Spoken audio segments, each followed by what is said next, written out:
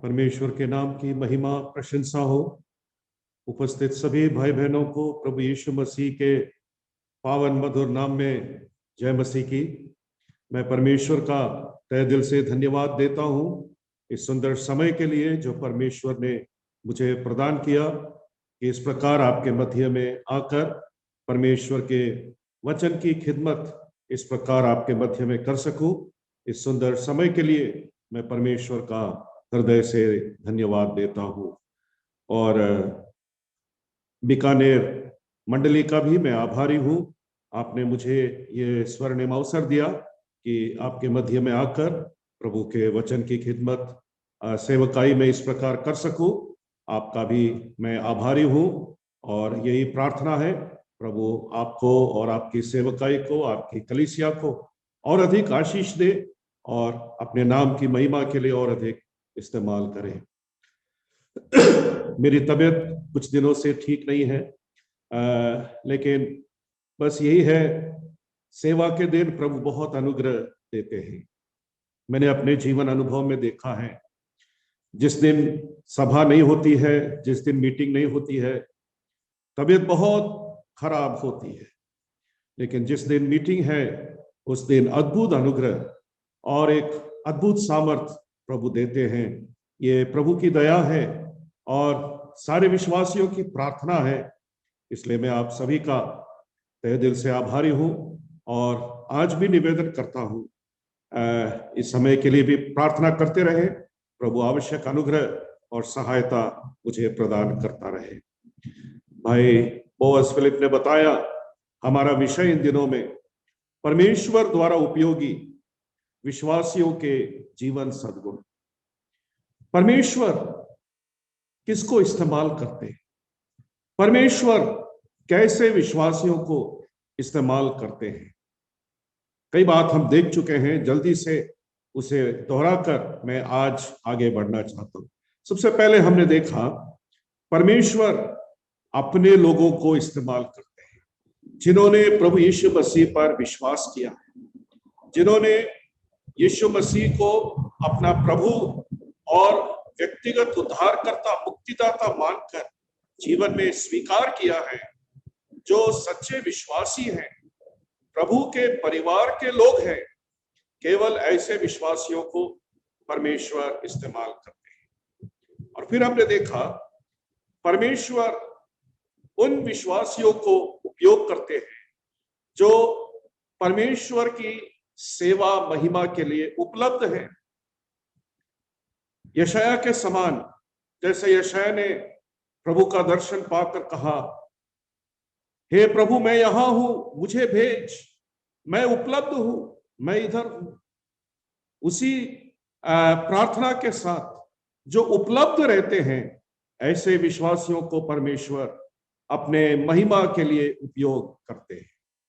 फिर हमने देखा जो विश्वासी आज्ञाकारी, प्रभु की आज्ञाओं को मानते हैं, प्रभु की व्यवस्था पर चलते हैं, प्रभु के वचन के अनुसार अपना जीवन बिताते हैं, परमेश्वर ऐसे विश्वासियों को इस्तेमाल करते हैं। फिर पिछले गुरुवार को हमने देखा परमेश्वर समर्पित विश्वासियों को इस्तेमाल करते हैं, जिनके जीवन में आत्मसमर्पण है, प्रभु के लिए एक जुनून के साथ, एक जोश के साथ, एक उत्साह के साथ, एक आत्मसमर्पण के साथ जो जीवन बिताते हैं, परमेश्वर ऐसे विश्वासियों को उपयोग करते हैं। फिर हमने देखा परमेश्वर पवित्र विश्वासियों को इस्तेमाल करते हैं, जो पाप से दूर रहते हैं, पवित्रता का जीवन बिताते हैं, आदर के पात्र समान, जो स्वामी के उपयोग में आए, स्वामी के काम आए, ऐसे पवित्र विश्वासियों को परमेश्वर इस्तेमाल करते हैं। फिर अंत में हमने देखा जो विश्वासी प्रार्थना करते हैं, प्रार्थना करने वाले विश्वासियों को परमेश्वर इस्तेमाल करते हैं। क्या हम हमारे प्रभु यीशु मसीह के समान प्रार्थना में जीवन बिताते हैं, या हम इस गलतफहमी में रहते हैं ये हमारे बस की बात है, हम कर लेंगे, नहीं अजीजों, हर बात के लिए, हर काम के लिए प्रभु के सन्मुख प्रार्थना करना विश्वासियों के लिए निहायत ही जरूरी है। तो परमेश्वर प्रार्थना करने वाले विश्वासियों को ही परमेश्वर अपनी महिमा, अपनी सेवा के लिए उपयोग करते हैं। आगे हम बढ़ेंगे। आज एक और सद्गुण, जीवन सद्गुण के बारे में मैं आपको बताना चाहता हूं, और वो ये है, परमेश्वर अनुशासन वाले विश्वासियों को ही उपयोग करते हैं। ऐसे विश्वासी जिनके जीवन में एक अनुशासन, अ स्पिरिचुअल डिसिप्लिन, जिनके जीवन में एक अनुशासन है, कई बातें करना चाहते हैं लेकिन करते नहीं हैं क्योंकि जीवन में एक अनुशासन है। क्या आपके जीवन में, आत्मिक जीवन में एक अनुशासन है? स्मरण रहे, परमेश्वर केवल ऐसे विश्वासियों को ही उपयोग करते हैं जिनके जीवन में अनुशासन का जीवन सद्गुण मौजूद है। मेहरबानी से पढ़िए कोई भी भाई, पहला कुरिन्थियों की पत्री, उसका 9 अध्याय और उसका 27 पद। First Corinthians chapter 9 verse 27। पहला कुरिन्थियों 9 अध्याय और उसका 27 पद। क्या लिखा है? परंतु मैं अपनी देह को मारता कूटता और वश में लाता हूँ, ऐसा न हो कि औरों को प्रचार करके मैं आप ही किसी रीति से निकम्मा ठहरूं। प्रेरित पौलुस के शब्द है, मैं अपने आप को मारता कूटता और अनुशासन में रखता हूं, ऐसा ना हो कि दूसरों को प्रचार करने के बाद मैं स्वयं अयोग्य ठहरूं, निकम्मा हो जाऊं। ऐसा ना होने के लिए मैं आत्मिक अनुशासन में अपना जीवन बिताता हूं। अजीज विश्वासियों, हम जो विश्वासी कहलाते हैं, हमारे जीवन में एक आत्मिक अनुशासन होना चाहिए। एक और पद पढ़िए मेहरबानी से, जो और इस बात पर प्रकाश डालता है। इब्रानियों की पत्री 12 अध्याय और उसका पहला पद। Hebrews chapter 12 verse 1। इब्रानियों की पत्री 12 अध्याय और उसका पहला पद। इस कारण जबकि गवाहों का ऐसा बड़ा बादल हमको घेरे हुए हैं, तो आओ हर एक रोकने वाली वस्तु और उलझाने वाले पाप को दूर करके वह दौड़ जिसमें हमें दौड़ना है, धीरज से दौड़ें। यहां पर इब्रानियों का लेखक हमें बताते हैं हमारा मसीही जीवन कैसे बिताना है। मसीही जीवन जो एक धावक के समान है, एक दौड़ के समान, हमें कैसे दौड़ना है। मनमर्जी के अनुसार हम दौड़ नहीं सकते, हमारे मनमर्जी के अनुसार हम जीवन नहीं बिता सकते। इब्रानियों का लेखक कहता है, हर एक रोकने वाली वस्तु और उलझाने वाले पाप को दूर करके वह दौड़ जिसमें हमें दौड़ना है, धीरज से दौड़े। रोकने वाली वस्तु, ऐसी अनेक बातें आती हैं जो हमें आगे बढ़ने से रोकती है, हमारे अनुशासन को भंग करती है। ऐसे पाप हैं जो हमें इस संसार में उलझाए रखते हैं, प्रभु से दूर रखते हैं।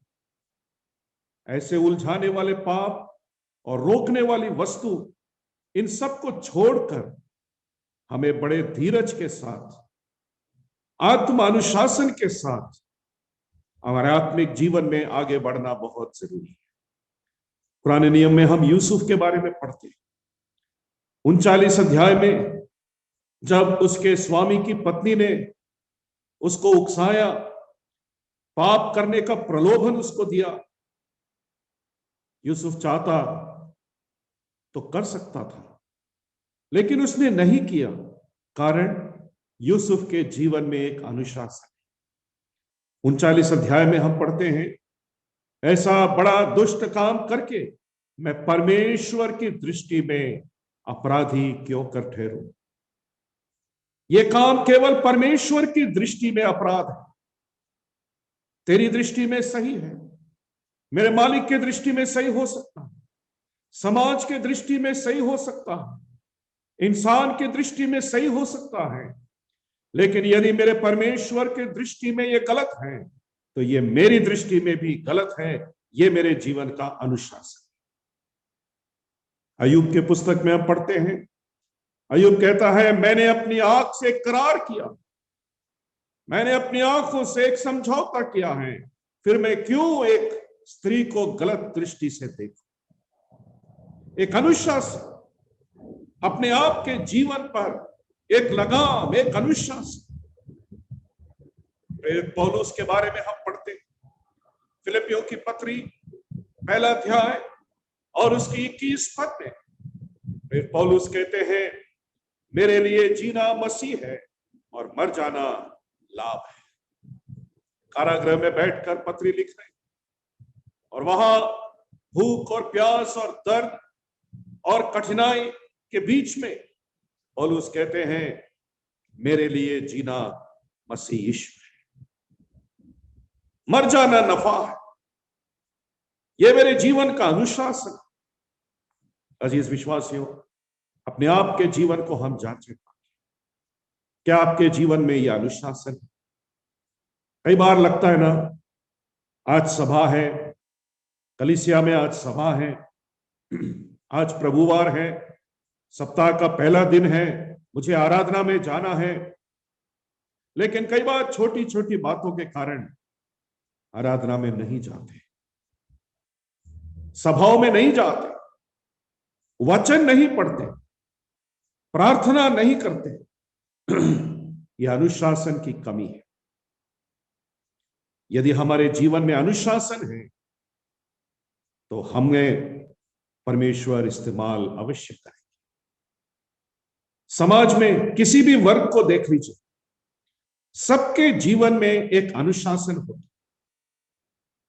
सरहदों में सैनिकों को देखिए, जो हमारे देश की सीमाओं को संभालते हैं, उनको अपने वजन का ध्यान रखना पड़ता है। जो चाहे खा नहीं सकते, उनको बहुत पसंद है, लेकिन अपने मनपसंद की चीज भी वो खा नहीं सकते। जब वो घर जाते हैं छुट्टी पर, अपने घर का स्वादिष्ट खाना भी पेट भर कर नहीं खा सकते हैं, वजन नहीं बढ़ जाए। ये उनके जीवन का एक अनुशासन। जो लोग गीत गाते हैं, उनके जीवन का भी एक उसूल है, एक अनुशासन। वो अपने गले का ध्यान रखते हैं, गर्म पानी पीते हैं, ठंडे पानी से परहेज करते हैं। ठंडा पानी पसंद है, ठंडी चीजें लेना, आइसक्रीम खाना पसंद है, मगर उससे भी बढ़कर एक अनुशासन है। इसलिए उस दिन आइसक्रीम खाने के बजाय गर्म पानी पीते हैं ताकि गला महफूज रहे। हर एक को देख लीजिए, हर एक वर्ग के लोगों को अपने जीवन में एक अनुशासन है। हम आत्मिक विश्वासी हैं, हमारे जीवन का अनुशासन क्या है? अजीज विश्वासियों, हम अपने आप को परखें, हम जांचें। आपको मालूम है ये एरोप्लेन का आविष्कार किसने किया? जी हां, राइट ब्रदर्स ने, राइट बंधुओं ने, जॉन राइट और विल्बर राइट, ये दो भाइयों ने मिलकर हवाई जहाज का, एरोप्लेन का आविष्कार किया। लेकिन ये दोनों भाई सच्चे और अच्छे विश्वासी थे। प्रभु के असीम अनुग्रह से जो बुद्धि और ज्ञान प्रभु ने उन्हें दी, उससे उन्होंने प्रभु की महिमा की और इतने बड़े आविष्कार को अंजाम दिया। एक बार अपने हवाई जहाज को आविष्कार करने के बाद वो इंग्लैंड देश में लंदन शहर घूमने गए। तब उनके पास एक मंत्री आया, महारानी के पास से, और उस मंत्री ने कहा, साहब, महारानी साहिबा ने कहा है कल सुबह आप उनके राजमहल में आना, वो आपको उड़ान भरते हुए देखना चाहती है। ये दिन एक शनिवार का दिन था। तो दोनों भाइयों में से बड़ा भाई था जॉन राइट, जॉन राइट ने जवाब देकर कहा, साहब अपने महारानी साहिबा को विनम्रता के साथ हमारे तरफ से यह जवाब दीजिएगा, राइट बंधु प्रभुवार को उड़ान नहीं भरते हैं। सोमवार से शनिवार हम उड़ान भरते हैं, लेकिन प्रभु के दिन हम उड़ान नहीं भरते हैं। प्रभु के दिन हम प्रभु की इबादत, प्रभु की परस्तिश करते हैं। ये जीवन का एक अनुशासन है। कल्पना कीजिए यदि राइट बंधुओं के जगह आप या मैं होते, हम शायद ये सोचते महारानी से मिलने का मौका शायद जन्मों में एक बार मिलता, बार बार नहीं मिलता। यदि एक संडे प्रभु की आराधना नहीं करें तो अगले संडे जाकर कर लेंगे, इसमें कौन सी बड़ी बात।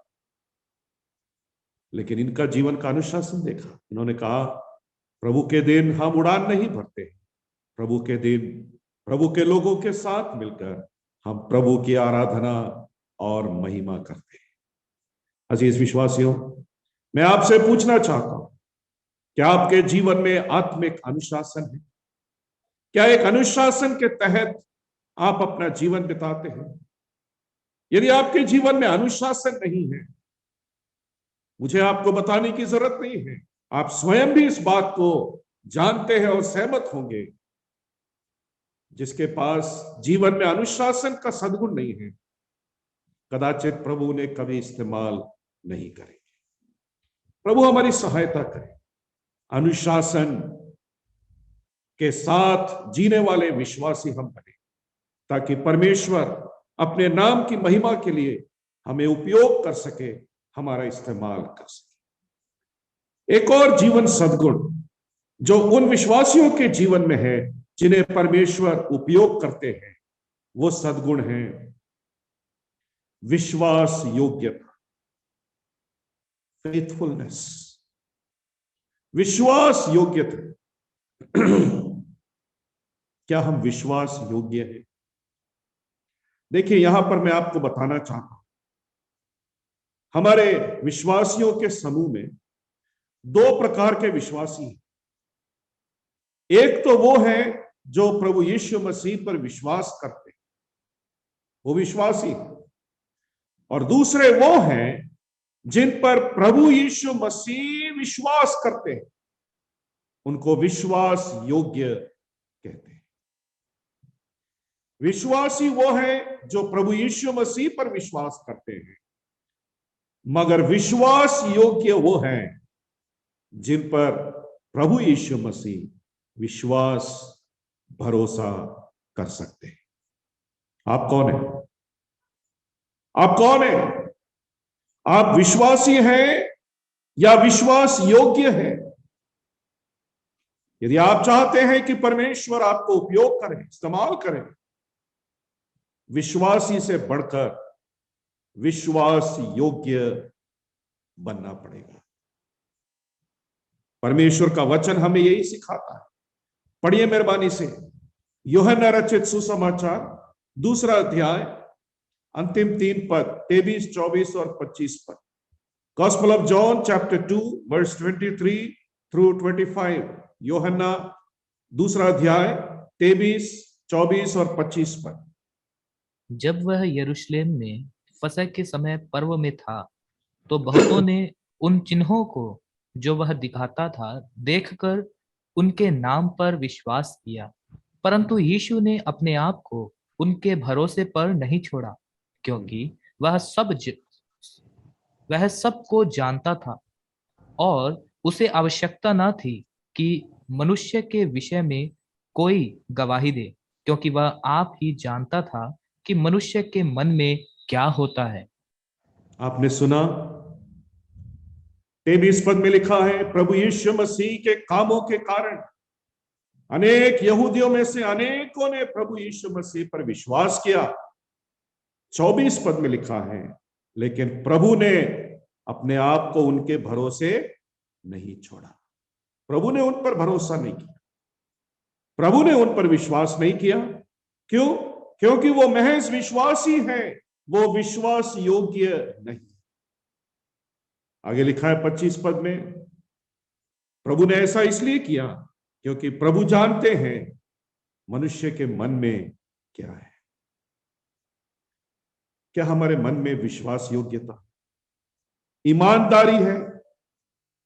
क्या हम वफादार विश्वासी हैं? हम अपने आप के जीवन को जांचें अजीज विश्वासी। स्मरण रहे, परमेश्वर केवल विश्वास योग्य लोगों को ही इस्तेमाल करते हैं।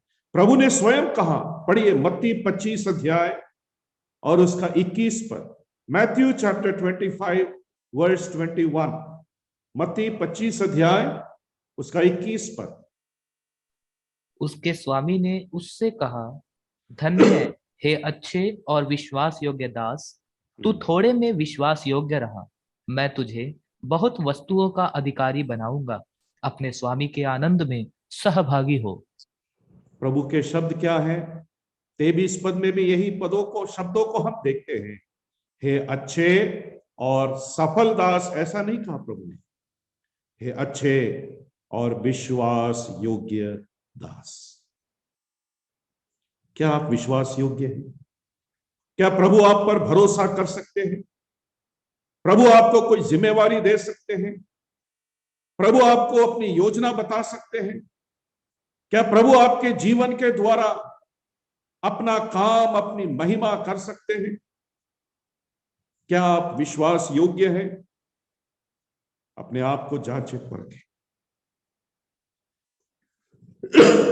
एक सच्ची घटना मैं आपको बताना चाहता हूं। आप में से अनेक लोगों ने परमेश्वर के दास के बारे में सुना होगा जिनका नाम था रिचर्ड वुम्ब्रान। रिचर्ड वुम्ब्रान, उन्होंने ऐसे देश में रहकर प्रभु की सेवा की जहां आजादी नहीं थी। छुप छुप कर आराधना करते थे, छुप छुप कर सेवा करते थे, अंडरग्राउंड में, तहखाने में जाकर प्रभु की आराधना करते थे। प्रभु के थे। एक दिन क्या हुआ, उनके किताब में मैंने पढ़ा, प्रभु के दिन जब वे एक तहखाने में जाकर प्रभु की आराधना कर रहे थे, जब आराधना शुरू होने का समय हुआ, उन्होंने दरवाजा बंद किया, एक गीत गाया और प्रभु की आराधना शुरू किया। पहला गीत गाते से ही दरवाजे पे जोर से खटखटाने की आवाज आई। लिखा है, आवाज सुनकर वो समझ गए, हो ना हो ये पुलिस वाले हैं, इनको भनक लग गई, इनको मालूम पड़ गया कि हम यहां छुप छुप कर प्रभु की आराधना कर रहे हैं। डरते डरते दरवाजा खोला और उनका शक सही निकला। 2 लंबे चौड़े कद्दावर पुलिस अफसर अंदर आए। उन्होंने जोर से दरवाजा बंद किया, फिर वो बीच में आए और फिर एक विश्वासी से कहा, जाकर दरवाजा खोलो। उसने जाकर दरवाजा खोला। फिर दूसरे अफसर ने चिल्लाकर कहा, अपनी बंदूक तान कर कहा, जो भी अपनी जिंदगी चाहते हैं यहां से निकल जाएं, नहीं तो हम भून देंगे सबको। हम दोनों के पास बंदूक है। आधे लोग चले गए। लिखा है लगभग 45-40 विश्वासी थे। आधे लोग डर के मारे चले गए। दूसरे पुलिस अफसर ने फिर वापस जोर से कहा, क्या तुम लोग डरते नहीं हो? जिंदगी प्यारी है, जिंदगी चाहते हो तो निकल जाओ, ये अंतिम मौका है। 2-4 विश्वासी और निकल। फिर वापस एक बार और ललकार कर कहा, और किसी को जाना है तो जाए। कोई नहीं गया। एक पुलिस अफसर ने जाके दरवाजा जोर से बंद किया। सारे विश्वासी सहमे हुए थे। प्रभु के दास, उनकी पत्नी भी वहां पर है। दोनों पुलिस अफसर बीच में आकर कहने लगे, भाइयों और बहनों, आए हम प्रभु की आराधना करें। जी हां, हम भी विश्वासी हैं, मगर हम सच्चे विश्वासियों के साथ आराधना करना चाहते हैं। सरकार ने हमें ऐसे लोगों को ढूंढकर मारने के लिए आदेश दिया है, लेकिन हम परमेश्वर का भय मानकर, विश्वास योग्य समझकर विश्वास योग्य विश्वासियों के साथ हम प्रभु की इबादत करना चाहते हैं। आए हम आराधना करें। और उस किताब में लिखा है, आगे उन्होंने लगभग 1 घंटा प्रभु की आराधना किया और मिलकर परमेश्वर के नाम की महिमा किया। यह है विश्वास योग्य विश्वासी। अजीजों, क्या आप विश्वासी हैं या विश्वास योग्य है? अपने आप के जीवन को आप जांचें परखें। एक और सच्ची घटना के बारे में मैं आपको बताना चाहता हूं। यह अभी कुछ समय पहले की बात है। हमारा कोविड आने से पहले 1-2 साल पहले की बात। अमेरिका से एक जवान लड़का प्रभु की सेवा करने के लिए अंडमान निकोबार द्वीप में आया। उसका नाम था जॉन चाओ। आप में से कईयों ने सुना होगा उसका। जॉन चाओ अमेरिका के सुख विलास को छोड़कर वो अंडमान निकोबार द्वीप समूह में आकर सेंटलिस आदिवासियों के बीच में जाकर सुसमाचार सुनाने लगा, प्रभु के बारे में उनको बताया। लेकिन हम जानते हैं वो आदिवासियों ने उन्हें मार डाला और मौत के घाट उतार दिया। मरने से 1-2 दिन पहले ये जॉन चाओ ने अपने एक डायरी में इस प्रकार लिखा, और मैं आपके सामने वो पढ़ना चाहता हूं। जॉन चाओ ने लिखा, अगर मैं मार दिया जाऊं तो सेंटलीज लोगों पर गुस्सा नहीं होना, ना ही परमेश्वर पर नाराज होना, लेकिन अपना जीवन ऐसे जीना परमेश्वर की आज्ञाकारिता में, जिस काम के लिए उसने तुम्हें बुलाया है उसे करना, और मैं तुम्हें फिर देखूंगा जब हम पर्दे के उस पार जाएंगे। यह व्यर्थ काम नहीं है। इन आदिवासियों को अनंत जीवन पाना है और मैं रुक नहीं सकता उस दिन के लिए जिस दिन मैं उनको परमेश्वर के सिंहासन के चारों ओर परमेश्वर की आराधना करते देखूंगा, वह भी उनकी अपनी भाषा में, जैसे प्रकाशित वाक्य 5 अध्याय 9 पद में लिखा है। यह है जॉन चाओ के शब्द, यह है जॉन चाओ का समर्पण, यह है जॉन चाओ की विश्वास योग्यता। अजीज विश्वासियों, क्या आप विश्वास योग्य हैं? क्या आप पूर्ण ईमानदारी के साथ, पूर्ण सच्चाई के साथ अपने दिल पर हाथ रखकर कह सकते हैं, प्रभु जी, मैं आज के जमाने का रिचर्ड वुम्ब्रांड बनना चाहता हूं, मैं आज के जमाने का जॉन चाओ बनना चाहता हूं, मैं आज के जमाने में विश्वास योग्य विश्वासी बनना चाहता हूं, ताकि आप मुझे इस्तेमाल करें, केवल एक नामधारी विश्वासी बनकर नहीं, केवल एक विश्वासी का तमगा लगाकर जीना नहीं, समर्पण आज्ञाकारिता के साथ, अनुशासन के साथ, विश्वास योग्यता के साथ मैं अपना जीवन बिताना चाहता हूं, ताकि आप मुझ पर भरोसा करें, आप मुझे इस्तेमाल करें, अपनी महिमा, अपने आदर के लिए आप मुझे उपयोग करें। परमेश्वर विश्वास योग्य लोगों को इस्तेमाल करते हैं। आगे जाने से पहले दाऊद बादशाह के शब्द आपको सुनाना चाहता हूं। पढ़िए मेहरबानी से, भजन संहिता 12 उसका पहला पद, साम्स नंबर 12 वर्स 1, भजन संहिता 12 उसका पहला पद। हे परमेश्वर बचा ले, क्योंकि एक भी भक्त नहीं रहा, मनुष्यों में से विश्वास योग्य लोग मर मिटे हैं। दाऊद बादशाह का शब्द है, हजारों साल पहले लिखा, परमेश्वर बचा ले, भक्त मिट रहे हैं, विश्वास योग्य लोग नहीं बचे। यदि उस जमाने में यह हाल था, अजीजों, आज के जमाने में क्या हाल है? शायद मुझे आपको बताने की जरूरत नहीं है। मेरी और आपकी प्रार्थना, सच्ची प्रार्थना, दिल की प्रार्थना यही होने पाए, प्रभु जी मैं विश्वास योग्य बन सकूं। परमेश्वर अनुशासन वाले विश्वासियों को इस्तेमाल करते हैं। परमेश्वर विश्वास योग्य विश्वासियों को इस्तेमाल करते हैं। एक बात और बताकर मैं आज की संदेश को समाप्त करना चाहता हूं। परमेश्वर जिन विश्वासियों को उपयोग करते हैं, उनके जीवन का एक और सद्गुण, वे परमेश्वर की आवाज सुनते हैं। वे परमेश्वर की आवाज को सुनते हैं। They listen to the voice of God. परमेश्वर की धीमी आवाज को जो सुनते हैं, परमेश्वर केवल ऐसे विश्वासियों को ही इस्तेमाल करते हैं।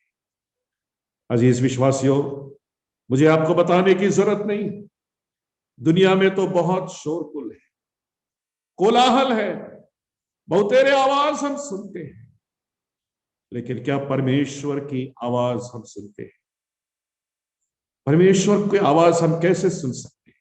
पढ़िए मेहरबानी से रोमियो की पत्री उसका 10 अध्याय और उसका 17 पद। Romans chapter 10 verse 17।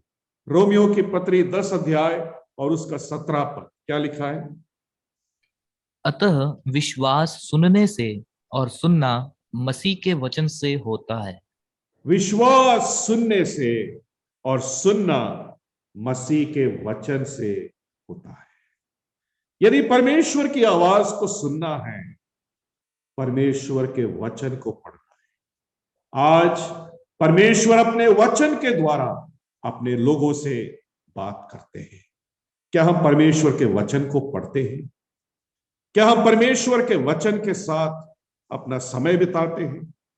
क्या हम परमेश्वर की आवाज को सुनते हैं? पहला शमूएल 3 अध्याय और उसके 10 पद में छोटे शमूएल की प्रार्थना हम सुनते हैं। हे प्रभु बोल, तेरा दास सुन रहा है। क्या ये हमारी प्रार्थना हर दिन की होती है, या दुनिया की इस भीड़ में, दुनिया के शोर में हम खो जाते हैं? एक दो पद और पढ़िए। पहला राजा उसका 19 अध्याय, पहला राजा उसका 19 अध्याय 11, 12 और 13 पद। First Kings chapter 19 verse 11, 12 and 13। पहला राजा 19 अध्याय 11, 12 और 13 पद। उसने कहा, निकलकर यहोवा के सम्मुख पर्वत पर खड़ा हो। और यहोवा पास से होकर चला, और यहोवा के सामने एक बड़ी प्रचंड आंधी से पहाड़ फटने और चट्टानें टूटने लगी, तो भी यहोवा उस आंधी में न था। फिर आंधी के बाद भूकंप हुआ, तो भी यहोवा उस भूकंप में न था। फिर भूकंप के बाद आग दिखाई दी, तो भी यहोवा उस आग में न था। फिर आग के बाद एक दबा हुआ धीमा शब्द सुनाई दिया।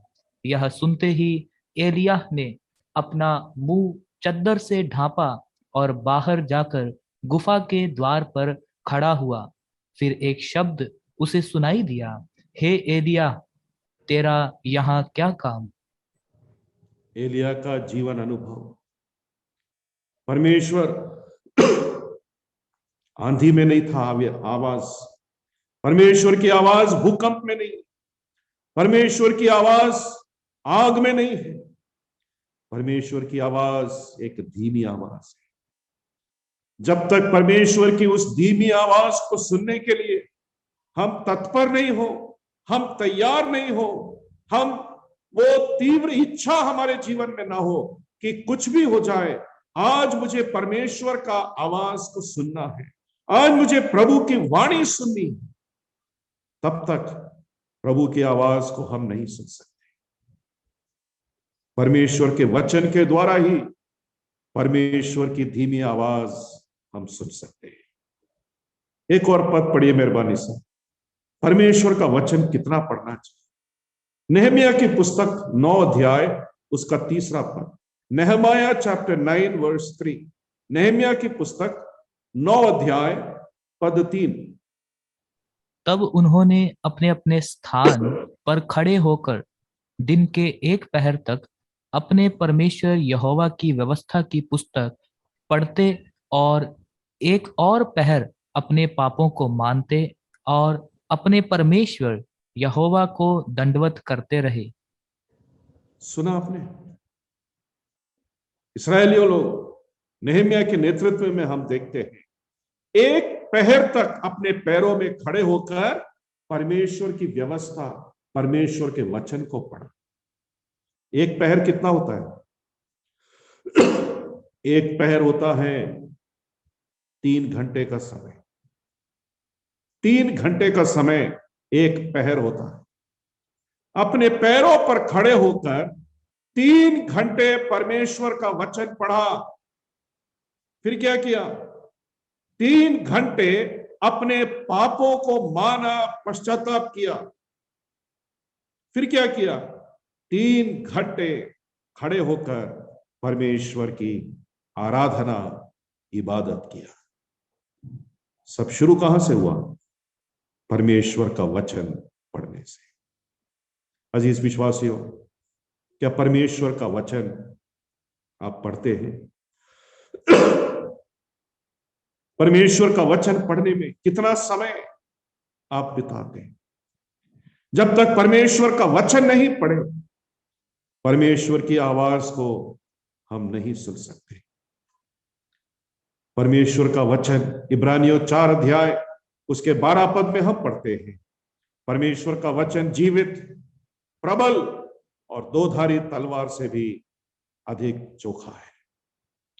परमेश्वर का वचन, इसे हम कितनी अहमियत हमारे जीवन में देते हैं। दौड़ते दौड़ते कई बार प्रभु का वचन पढ़ते हैं, भागते भागते प्रभु का वचन पढ़ते हैं। ऐसा नहीं, समय निकालकर धीरे से बैठकर शांति के साथ मनन करते हुए प्रार्थना पूर्वक, हे प्रभु बोल, तेरा दास सुन रहा है, आपकी धीमी आवाज को मैं सुनना चाहता हूं। चाहे एक पहर क्यों ना पढ़ना पड़े, 3-3 घंटे क्यों ना प्रभु का वचन पढ़ना पड़े, प्रभु जी मैं पढ़ूंगा, क्योंकि मुझे आपकी आवाज सुननी है। जो विश्वासी परमेश्वर की आवाज को सुनते हैं, परमेश्वर केवल ऐसे विश्वासियों को ही इस्तेमाल कर सकते हैं। अजीज विश्वासियों, क्या आप परमेश्वर की आवाज को सुनते हैं? क्या आप परमेश्वर का वचन पढ़ते हैं? अपने आप के जीवन को आप जांचें परखें।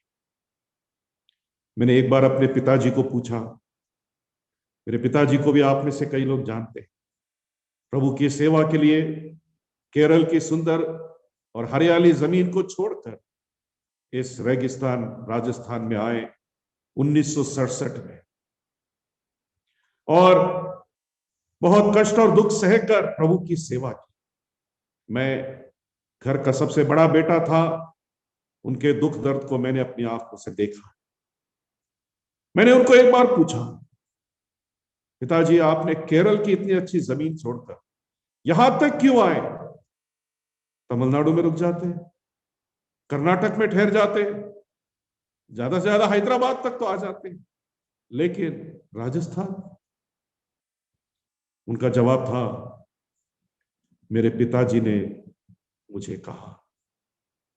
मैंने मेरे पिताजी की आवाज सुनी। तब मैंने उनको पूछा, सच में आपने ऐसी आवाज सुनी या आपको ऐसा लगता है?